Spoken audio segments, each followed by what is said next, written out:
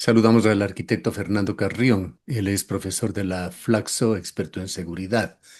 Arquitecto Carrión, siguen acumulándose cifras muy negativas con respecto a Ecuador. Acabamos de escuchar en su penúltimo número en la revista The Economist hablar de Ecuador como el país más peligroso del mundo. Las cifras no mienten, lo tienen muy cerca de ese lamentable récord, pues Ecuador atraviesa su año más violento en la historia reciente, más de 7.400 homicidios entre enero y octubre de 2025, con una tasa proyectada de 52 por cada 100.000 habitantes, la segunda más alta del mundo, después solamente de Trinidad y Tobago. Quisiéramos su análisis de la situación. No, francamente es muy preocupante lo que está pasando en el país porque llevamos un ritmo de crecimiento desde el año 2017 para acá y desde el 9 de enero del año pasado hicimos esto que se denominó el conflicto armado interno, es decir, la guerra. Y los resultados no están siendo positivos, no están siendo buenos. Lo que se ve claramente más bien es un incremento relativamente importante. Es cierto, los datos de estos a octubre son alarmantes porque eso nos está mostrando que más o menos hay un muerto por hay 25 asesinatos por día. Eso significa que al finalizar el año tendremos más de 9.000 homicidios en el país, cosa que nunca habíamos tenido. Y efectivamente estaríamos llegando a una tasa de alrededor de 51 o 52 homicidios por 100.000 habitantes, que es la tasa más alta que hemos tenido en toda la historia. Y efectivamente seríamos el segundo país más violento de la región. ¿De qué manera se puede explicar esto a pesar del esfuerzo del gobierno, de la prioridad, además, que ha señalado desde todos los ámbitos en el tema de la seguridad? En general, para entender lo que pasa en temas de violencia, hay que analizar una especie de ecuación que se forma. Uno, la propia dinámica del delito y la otra, las políticas que se están aplicando. Entonces, en términos de la dinámica del delito, lo que se ve claramente es que hay formas de articulación de las estructuras criminales que operan en el Ecuador con las mundiales.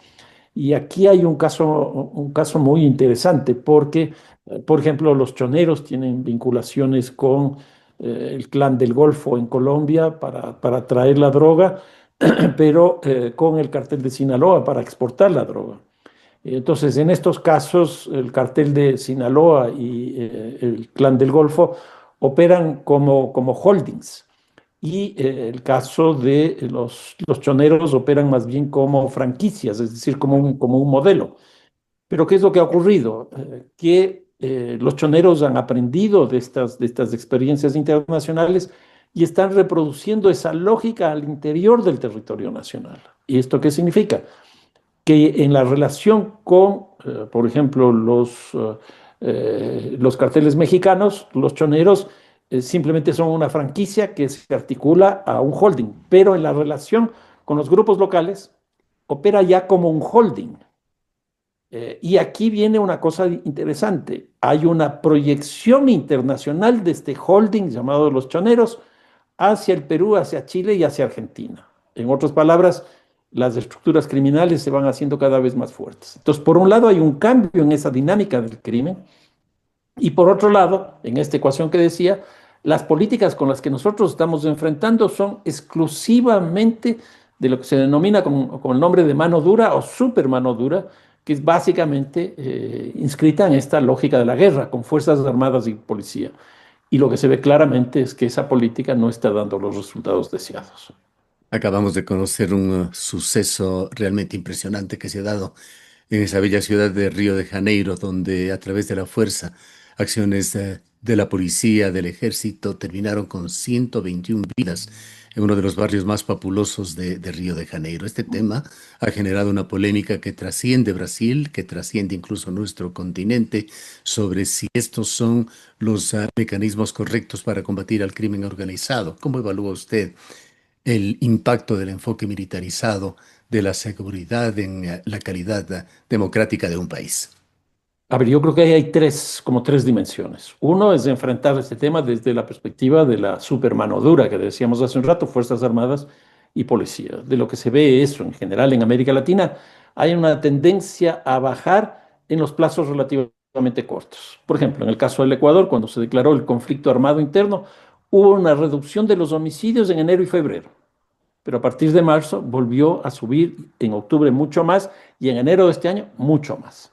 Esa es una cosa absolutamente clara. Una segunda cosa que me parece importante es que el Comando Vermelho, que es la estructura criminal sobre la cual se llevó a cabo esta acción de control de la violencia, por ponerlo de alguna manera, es una estructura que nació en las cárceles.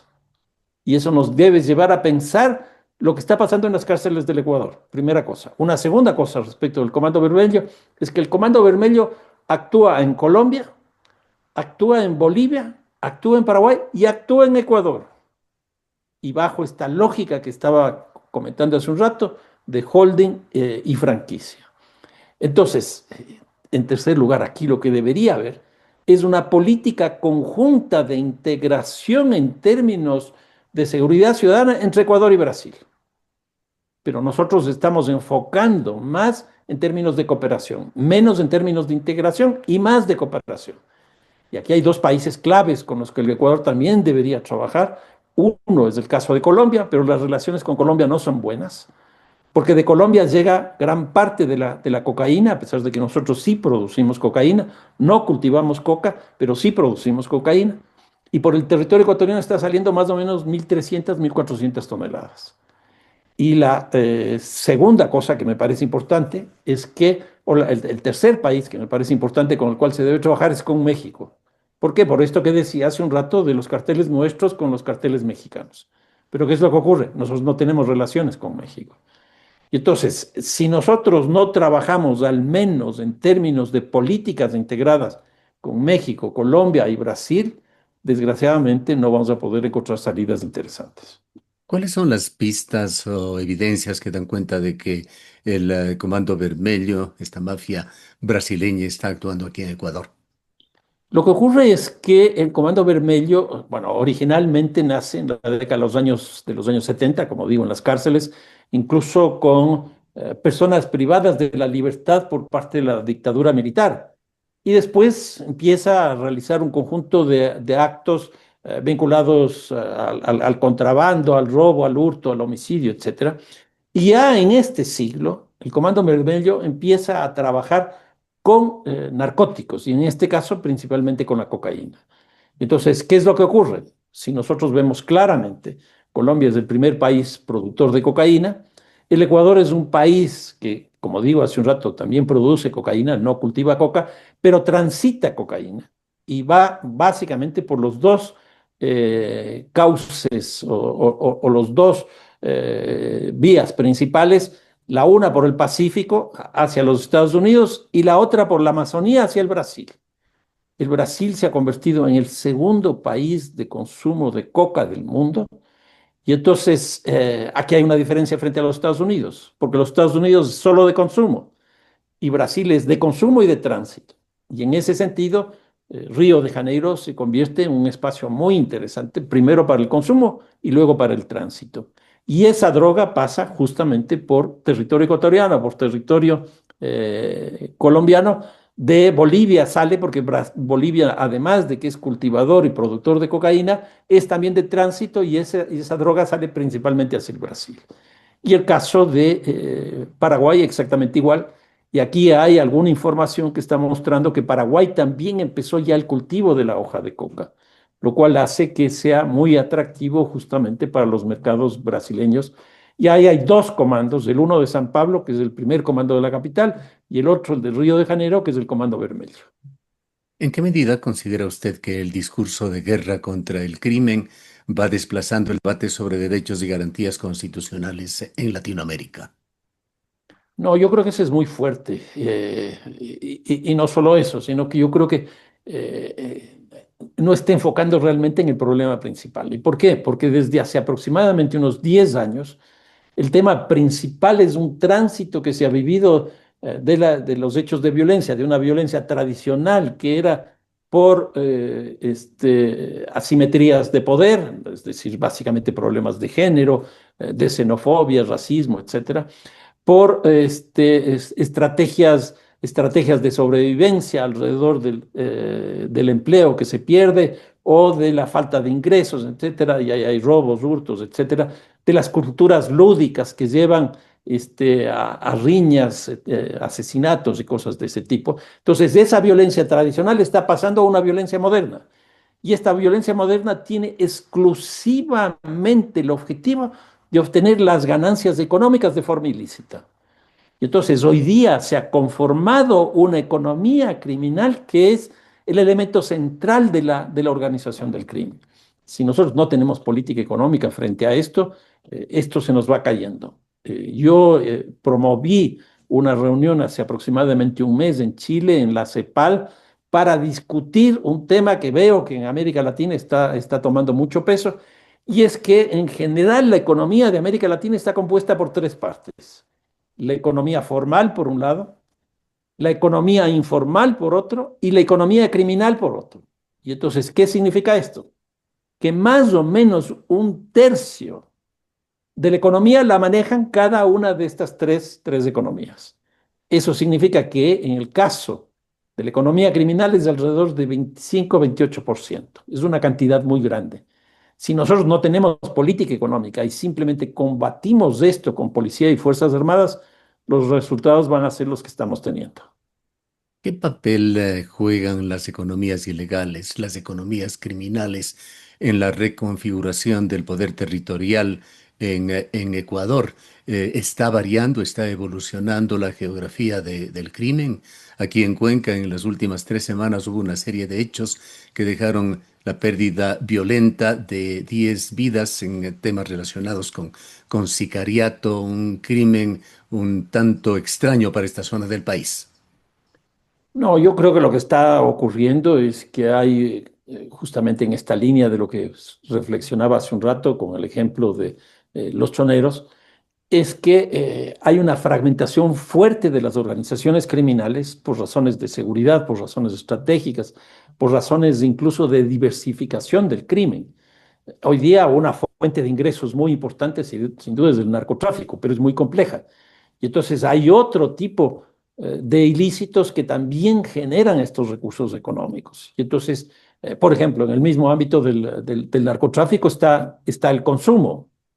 Casi toda la América Latina consume cocaína. Toda América Latina está consumiendo cocaína. Si está consumiendo cocaína, eso quiere decir que toda América Latina está lavando. Y si eso ocurre, quiere decir que hay estructuras criminales. Pues lo mismo pasa en el territorio ecuatoriano. Y entonces, por ejemplo, la sierra no es de exportación, a pesar de que en algunos lugares sí, como en el caso de Quito con el aeropuerto, pero empezamos a tener el consumo que va creciendo de una forma impresionante. Este rato en el Ecuador más o menos se consumen 70 toneladas. ¿Dónde se lavan estos recursos económicos? Turismo.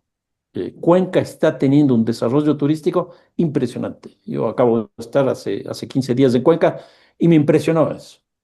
Los fines de semana, Cuenca se transforma. Este fin de semana, yo me imagino que Cuenca va a ser un emporio de la presencia de gente de afuera, y el turismo es un espacio económico de lavado. El segundo es el sector inmobiliario. Veo también en Cuenca un crecimiento importante del sector inmobiliario. Claro. Aquí en Cuenca el sector inmobiliario ha crecido muy significativamente, un 15%, Bueno, cuando a nivel nacional, y usted debe conocerlo, hay una caída más bien en esa rama. exactamente, exactamente. En tercer lugar, el comercio. Y aquí pongo una cosa específica de Cuenca: el comercio de vehículos, y principalmente vehículos usados. Luego tenemos monedas electrónicas. Entonces, todo ese lavado de recursos económicos, en el caso del Ecuador, está generando entre 5.000 millones de dólares, 6.000 millones de dólares. Hay estudios que se han hecho que más o menos el 25% de lavado se destina a la reproducción del ilícito. Si son 5.000 millones de dólares, El 25% es más o menos 1.200 millones, 1.300 millones de dólares. El presupuesto del municipio de Quito son 1.100. El presupuesto del municipio de Guayaquil son 800. Estos son mucho más recursos. Y con esos recursos, ¿qué se hace? Pues se mantiene estas 65.000 personas que están en estas estructuras criminales. eh, se, Se genera la corrupción, es decir, con 10.000, 20.000, 30.000 dólares, de 1.200, 1.300 millones de dólares, yo resuelvo problemas con la policía, con las Fuerzas Armadas, con la justicia, con lo que sea. Y también la compra de armas. Es una cantidad de recursos francamente importante, impresionante. Por eso digo, si nosotros no tenemos una política económica, va a ser muy difícil que encontremos una salida a esto. Con este panorama tan preocupante, ¿qué tipo de políticas públicas podrían fortalecer la seguridad desde una perspectiva territorial y comunitaria? Yo creo que ahí, en términos territoriales, sin duda, una lógica de manera conjunta de trabajo entre el gobierno nacional y los gobiernos locales. Pero nosotros estamos teniendo un nivel de conflicto del gobierno nacional con los gobiernos locales. Están los casos de Quito, Guayaquil y Cuenca, que son los más grandes, a pesar de que se los invitó en la Cancillería para que se puedan establecer algunas políticas, pero después ha habido conflictos.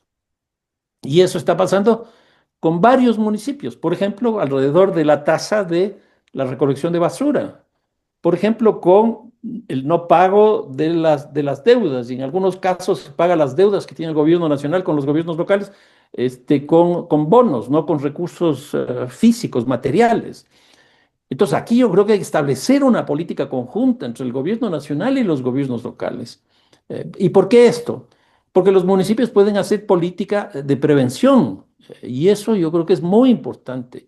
Yo acabo de estar en Riobamba el día de ayer y he dado una conferencia justamente hacia los municipios para que realicen políticas de prevención. Y se pueden hacer cosas francamente muy interesantes. Prevención social, prevención comunitaria, prevención situacional, prevención urbana, etcétera, etcétera. Y para eso hay relativamente cantidad de recursos, porque muchos municipios cobran la tasa de seguridad. Y entonces, la tasa de seguridad es un aporte que hace la ciudadanía.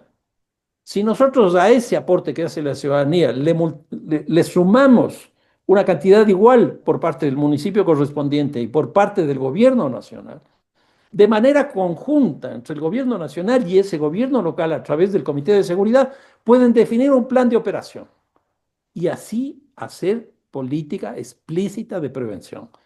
Yo creo que esa es una forma de entrar en los territorios de forma clara. Por otra parte, ¿qué tensiones observa usted entre las políticas de seguridad actuales y el marco constitucional ecuatoriano? ¿Cómo podría evolucionar esto con esa posibilidad de que vayamos a una asamblea constituyente? Nosotros tuvimos con esta constitución en el año 2017 una tasa de homicidios de 5.7. En otras palabras, la constitución no ha sido un problema para eso. En este año, con esta constitución, tenemos 51-52. La política que había en esa época era muy distinta a la política que tenemos ahora. ¿No sería interesante más bien ver qué tipo de política se aplicó en aquella época? O ver en su defecto, hacer un balance de lo que se ha venido haciendo desde hace 2 años, porque vamos a cumplir 2 años ahora en noviembre, porque el presidente Noboa llegó en el 2023, el 21 de noviembre. Sí, falta un mes para cumplir 2 años. Entonces, que se haga una evaluación de lo que ha venido haciendo para ver qué cosas están funcionando y qué cosas no están funcionando, para en relación a eso poder establecer políticas explícitas. ¿Cómo se ha transformado el rol de las Fuerzas Armadas entre las cosas que ha hecho este presidente en el contexto de la crisis de seguridad y debe Ecuador seguir el camino hacia una militarización? Bueno, aquí tenemos un problema con las Fuerzas Armadas, porque básicamente estos 25 años ha tenido tres roles, tres funciones, y eso es muy complejo para una institución como las Fuerzas Armadas. En el 2025 tuvimos la guerra con el Perú, que esa era la función explícita que tienen unas Fuerzas Armadas, porque las Fuerzas Armadas defienden la soberanía y la integridad territorial. Entonces, ahí tuvimos una función específica de las Fuerzas Armadas, pero se cierra ese conflicto con la firma de la paz en el 2000, en el 1998 y inmediatamente surge todo el problema con Colombia, pero no en términos limítrofes, sino más bien por el conflicto armado interno que tenía Colombia con las FARC, con el Ejército de Liberación Nacional y por el tema de narcóticos. Entonces, se va de la frontera sur a la frontera norte, pero con otra misión. Entonces aquí la doctrina cambia, toda la infraestructura también cambia. Y eso fue un tiempo relativamente corto. Y ahora, llamémoslo así, 20 años después, hay un cambio adicional, porque ahora las Fuerzas Armadas, por el conflicto armado interno, tienen que entrar al sistema carcelario. Son 36 cárceles, este rato están intervenidas 7. Entonces tienen que entrar ahí. Eso es otra doctrina, es otra logística. Y no solo eso, tienen que entrar a las calles, tienen que entrar a las ciudades. Eso también es otra doctrina, es otra logística. Y eso me parece que está produciendo problemas muy fuertes. Y aquí, ¿qué es lo que vivimos? No solo en el Ecuador, sino en general en América Latina. Que las policías se van militarizando y las Fuerzas Armadas se van policializando. Y lo que está pasando, me parece, en América Latina es un problema muy fuerte en términos de crisis institucional, porque las dos, la policía y las Fuerzas Armadas, van perdiendo su especificidad. Para finalizar, arquitecto Carrión, ¿cómo se puede disputar la hegemonía del miedo sin caer en la negación del problema? Yo creo que hoy día, en términos políticos en América Latina, el miedo se ha convertido en un principio fundamental para las campañas electorales. Y aquí pongo, qué sé yo, el ejemplo argentino. Me parece que ahí se invocó el problema que significaría, si no hay un apoyo a mi ley, caer en una crisis económica más fuerte y una crisis política más fuerte, como ocurrió en el 2001 en la Argentina. Y me da la impresión que en el caso ecuatoriano está pasando lo mismo, no con la condición económica y política, sino más bien con la violencia. Y entonces aquí se utiliza la violencia como un factor de apoyo político a una propuesta desde la lógica del miedo. Y entonces, si ustedes se ponen a ver, siempre para cualquier cambio se ha invocado el miedo. Entonces, por ejemplo, para subir el IVA del 12% al 15% se invocó al miedo. El tema de la Corte Constitucional es exactamente igual. No nos dejan hacer y por lo tanto la violencia sigue creciendo. Y lo mismo con cada una de las iniciativas legales que se han venido haciendo. En otras palabras, yo creo que el miedo se ha posicionado incluso en términos políticos de forma funcionalizada para ciertos intereses. Bien, queremos agradecerle mucho por su presencia. No, muchísimas gracias a ustedes. Declaraciones del arquitecto Fernando Carrión, profesor de la Flaxo, experto en seguridad.